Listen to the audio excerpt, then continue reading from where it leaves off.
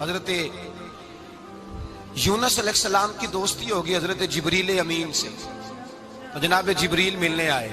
حضرت یونس علیہ السلام فرمانے لگے جبریل میرا دل کرتا ہے مجھے اس بندے کی ملاقات کرا جو اللہ کا سب سے زیادہ عبادت گزار بندہ ہے۔ حضرت جبریل امین لے گئے دور دور فلسطین کے علاقے میں، اور لے جا کر ایک بندے سے ملاقات کرائی جس کی دونوں آنکھیں بھی کوئی نہیں تھی، دونوں بازو بھی کوئی نہیں تھی، دونوں پیر بھی کوئی نہیں تھی، اور اس بندے کی زبان پر لفظ بڑا کیا جاری تھے، یا اللہ تیرا شکر ہے، یا اللہ تیرا، بول کے کہیے یا اللہ تیرا، اے اللہ تیرا شکر ہے، شکر شکر کر رہا تھا۔ حضرت جناب سیدنا یونس علیہ السلام کہنے لگے میں نے تجھے عبادت گزار کو ملانے کو کہا تھا، تو کہاں لے آیا؟ حضرت جبریل کہنے لگے یا یونس یہ ہر چیز جانے کے باوجود اپنے رب کی رضا پہ راضی ہے۔ اس وقت دنیا میں نبیوں کے بعد جس سے اللہ سب سے زیادہ پیار کر رہا ہے وہ یہی بندہ ہے، یہ اپنے رب کی رضا پہ راضی ہے۔ اے تن میرا کنگی ہووے تے میں زلف سجن دی باواں، تے پوش میرے دی جتی بن جائے تے میں یار دی قدمی آواں، مارو مارو مینو مار مکاؤ کوئی عذر نہ پیش لے آواں، تے جے سونا ہی میرے دکھ وچ راضی، جے سونا ہی میرے دکھ وچ راضی، جے سونا ہی میرے دکھ وچ راضی تے میں سکھ نو چلے ڈاواں، مالک جے بھی سال میں راضی ہے تو بس ٹھیک ہو گیا، ٹھیک ہو گیا۔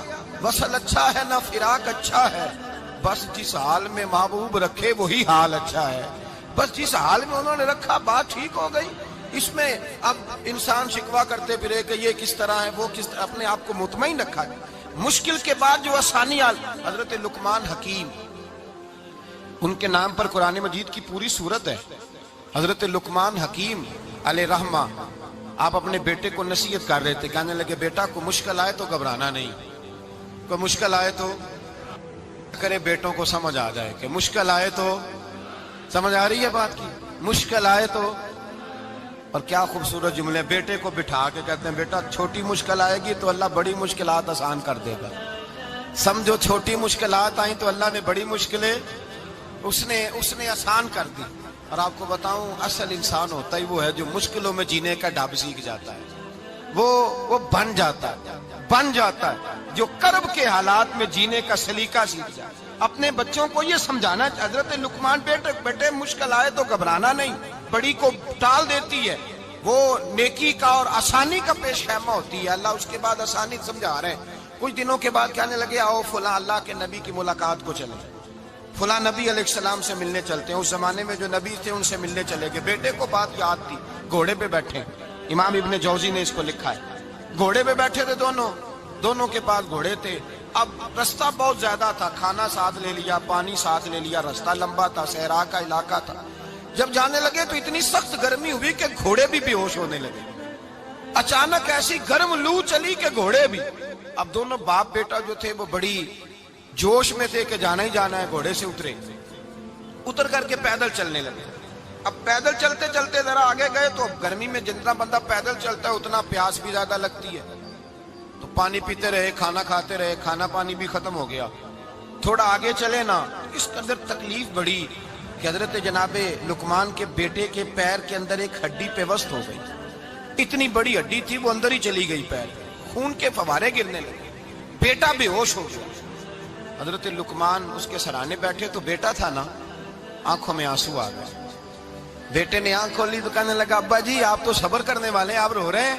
فرمایا بیٹے میں کیا کروں، میرے سینے میں جو دل ہے وہ ایک باپ کا دل ہے، تو باپ جو ہوا تیرا، تیری دکھ پر رونا آیا۔ بڑی مشکل سے دانت کے ساتھ ہڈی نکالی، ہڈی نکلی تو خون بھی چلا۔ صاحب زیادہ کہنے لگا حضور آپ نے تو کہا تھا ہر مشکل کے بعد آسانی ہوتی ہے، اور چھوٹی مشکل دے کے اللہ بڑی سے بچا لیتا ہے، تو ہم تو اچھے کام چلے تھے، مشکل پہ مشکل، مشکل پہ مشکل، یہ کیا ہے؟ حضرت لقمان کہنے لگے بیٹا نہ تو رب کی حکمتوں کو جانتا ہے نہ پوری طرح میں جانتا ہوں، لیکن جو میں نے کہا تھا وہ بات سچی ہے۔ فَإِنَّ مَعَ الْعُسْرِ يُسْرًا إِنَّ مَعَ الْعُسْرِ يُسْرًا، اللہ ہر مشکل کے بعد آسانی عطا فرمائے گا، اور فرمایا میرا ایمان ہے کہ ضرور عطا فرمائے گا۔ یہ بات کہہ رہے تھے کہ سامنے سے دھواں اٹھا، اتنا سخت دھواں اٹھا کہ آپ نے سوچا شاید وہاں بادیا وہاں جاتے، وہاں چلنے لگے تو پیچھے سے کسی نے آواز دی ٹھہر جاؤ، رکو، وہیں رک گئے۔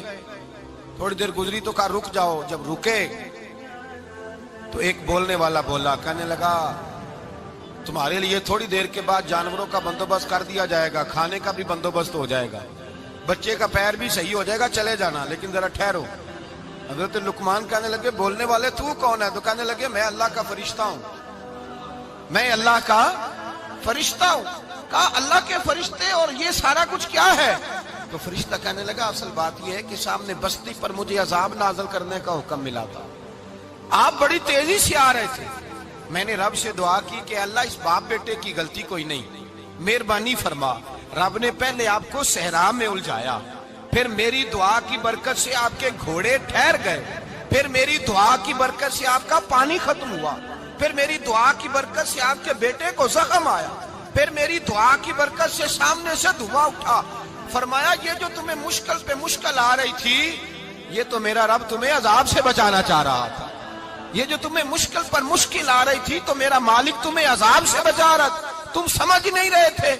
हजरत लुकमान ने बेटे की तरफ देखा तो बेटे कहने लगे अब्बा जी बात बिल्कुल सच्ची है, अफदलु जिक्र ला इलाहा इल्लल्लाह, ला इलाहा इल्लल्लाह। और फिर पढ़ने लगे हस्बुनल्लाहु व निअमल वकील, निअमल मौला व निअमन नसीर। ये विर्द होने लगे। भाई जब तुझे मुश्किल आती है, आजमाइश आती है, तो उस वक्त समझता है पता नहीं मेरे साथ क्या बनने लगा है। अल्लाह तबारक व तआला छोटी मुश्किल दे के तुझे बड़ी से महफूज रखता है, छोटी बीमारी दे के तुझे बड़ी से महफूज रखता है। बल्कि मैं एक दफा एक तकलीफ में, एक आजमाइश में मुब्तला हो गया, तो मैंने अपने हजरत से कहा कि हुजूर सारे दुख इकट्ठे ही आ गए, क्या किया जाए? तो आप फरमाने लगे बड़े खुश नसीब हो, जवानी में अल्लाह ने दुख दे दिए, बुढ़ापे में आए तो बर्दाश्त नहीं होते, ये तो बड़े वक्त पे आ गए, शुक्र अदा करना चाहिए, उस जमाने में बर्दाश्त नहीं होते, अब आसानी है, इनको बर्दाश्त करो, हिम्मत करो। मेरे भाई याद रखें, आजमाइशें तकलीफें आपको बड़ा करने के लिए आती हैं।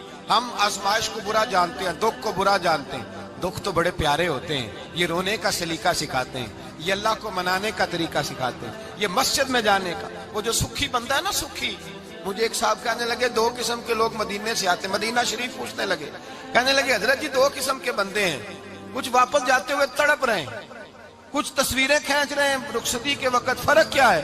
तो मैंने कहा वो जो तस्वीरें खींच रहा है वो अमीर आदमी है, उसे पता है कि मैं फिर टिकट ले लूंगा, महीने के बाद फिर आ जाऊंगा, और ये मदीना छोड़ते हुए तड़प रहा है, ये कोई गरीब है, ये कह रहा है पता नहीं दोबारा मौका मिले कि ना मिले, ये दुखी है, ये आजमाइश में दुखी। सुखी बंदा तो मक्के जाके नहीं रोता, वहां भी खड़ा है, डट के खड़ा, दुखी कोई नहीं तो रोए कैसे, रोए कैसे? दुखिए दी गल दुखिया ही जाने, दुखिए दी गल। ओ क्या खूबसूरत लफ्ज है मियां साहब की, और लफ्जों में हुसन देखे, कहने लगे दुखिए दी गल ये दुखिया ही जाने, ते सुखिए नू की खबरां, ते यार जिन्हां दे मौत ने मारे रोंदे नहीं तक कबरां। ये मुश्किल मरहला होता है, जब इंसान तकलीफ में होता है फिर उसे एहसास होता है, और तकलीफ वाले को ही तकलीफ वाले की तकलीफ का एहसास होता है। जब आपको अल्लाह मुश्किल देता है तो समझ ले रब आसानी देना चाह रहा है, जब तेज धूप आती है तो समझ ले अल्लाह गर्म हवा गुजार के ठंडी बारिश बरसाना चाह रहा है, और जब चारों तरफ से घुटन हो, पंजाबी में कहते हैं गुम्मा लग जाए, तो फिर सारे बोल के कहते हैं अब जो तूफान आएगा वो सख्त ही आएगा, इसलिए कि घुटन जितनी ज्यादा होती है फिर फजल भी उतना। हजरत नूह अलैहिस्सलाम की कौम को हजरत नूह अलैहिस्सलाम ने 1500 साल समझाया है, 15, कुछ लोगों ने 950 साल लिखा है ना, आला हजरत ने लिखा है 1500 साल उम्र हुई हजरत नूह अलैहिस्सलाम।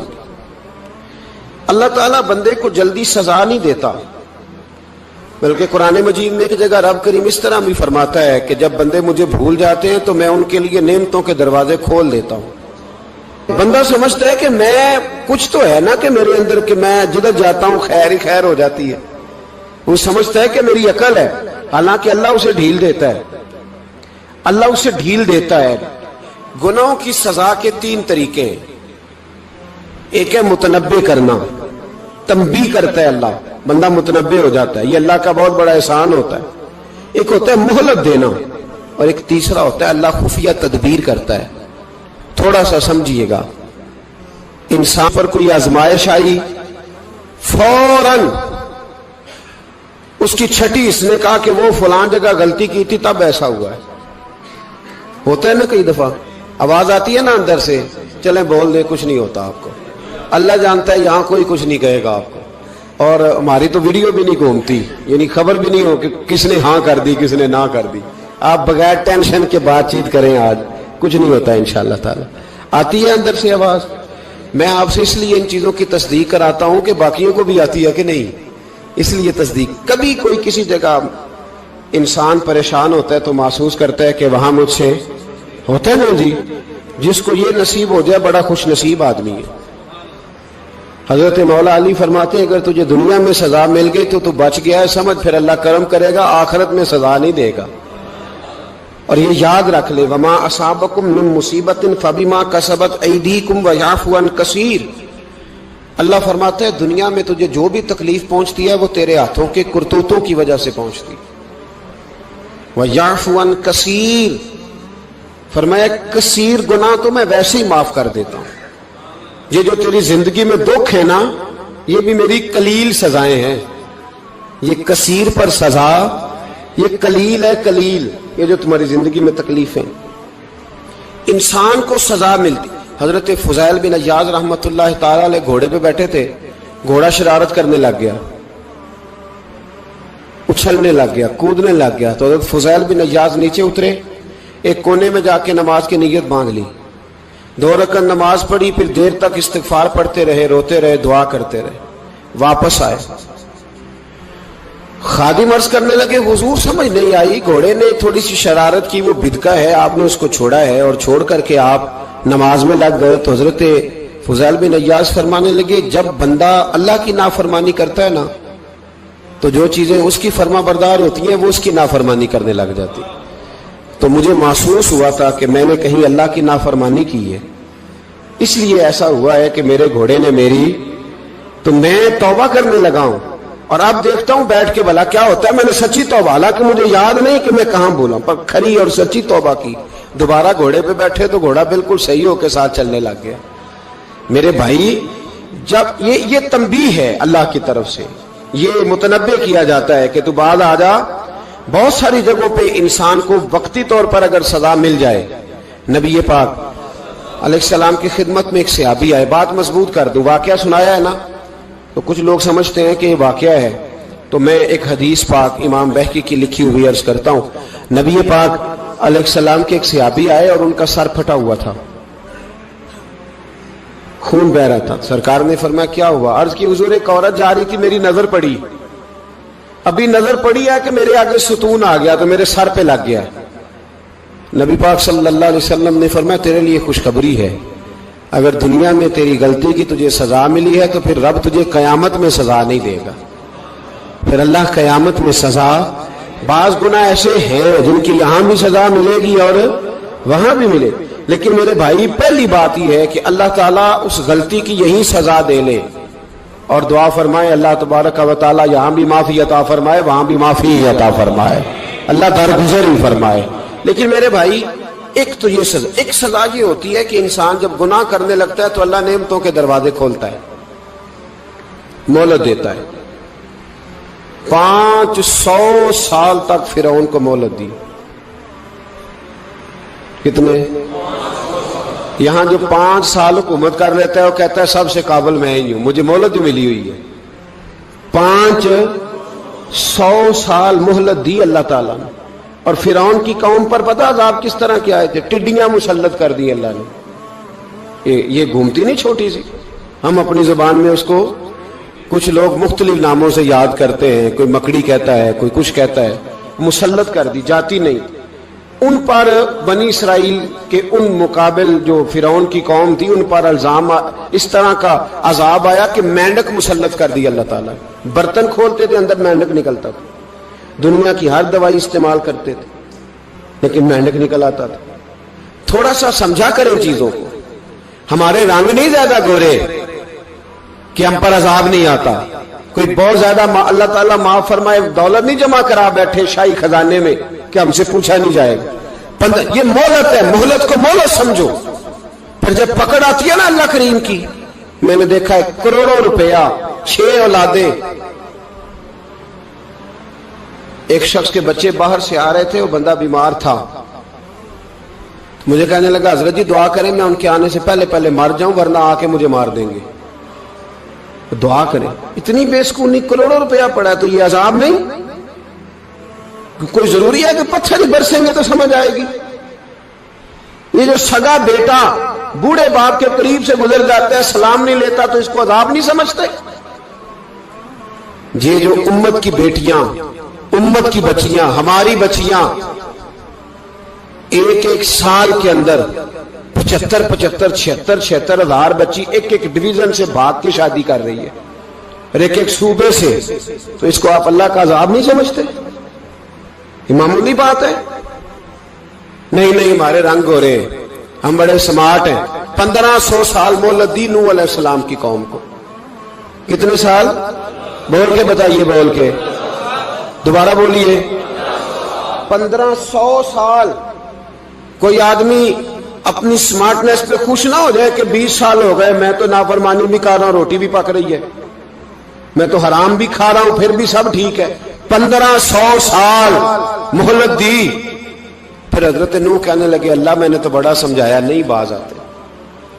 تو رب کریم نے فرمایا کشتی بناؤ. اللہ کے پیغمبر کشتی بنانے لگے تو قوم مذاق اڑانے لگ گئی. اب کیا کرنے لگے ہو؟ اب کشتی بنانے لگے ہو, خیر تو ہے, قوم مذاق اڑا رہی ہے. حضرت نوح علیہ السلام کا آپ نے کشتی بنائی, پانی کہاں سے نکلا؟ نہ بارشیں ہوئی نہ سیلاب آئے. ایک تندور تھا, اس کے اندر سے پانی نکلنا شروع ہو گیا. کبھی تندور سے بھی پانی نکلا ہے, پر جب نکالنے والا چاہتا ہے تو وہاں سے بھی ایک تندور سے پانی نکلا. اتنا نکلا, اتنا نکلا, اتنا نکلا کہ قوم ساری ڈوب گئی. قرآن مجید کے صفحات شہادت دیں گے کہ حضرت نوح کی قوم کا بچہ بہ گیا. بچے صرف وہ تھے جو حضرت نوح کے ساتھ ہو گئے, تباہ ہو گئی. اللہ بے نیاز ہے, بے نیاز. 1500 سال مہلت ملے اور تو پھر بھی کہے رب بڑا کریم ہے, معاف کر دے گا. 1500 سال تجھے گنجائش دے اور تو کہے کوئی نہیں, بات معافی ملنی چاہیے ابھی بھی. میرے بھائی, حضرت صالح علیہ السلام کی قوم, حضرت صالح نے تبلیغ شروع کی تو کہنے لگے پہلے معجزہ دکھاؤ. جی آج تو نہیں لوگ معجزے مانگتے ہیں. آج بھی لوگ کرامتے اور معجزے, اللہ معاف کرے, جو چیزیں معجزہ تو ہو نہیں نہ سکتا, لیکن آج بھی لوگ, آپ یقین کریں, کہتے ہیں یہ بڑی نمازیں پڑھتا ہے تو پھر بخشا کیوں نہیں گیا, پھر کیوں نہیں منو سلوا کیوں نہیں اترا اس پر, پھر میں بھی اسی طرح ہی ہوں, کیا اس کے اندر خوبی آ گئی؟ مولوی بھی ویسے ہی ہے, صوفی بھی ویسے ہی ہے.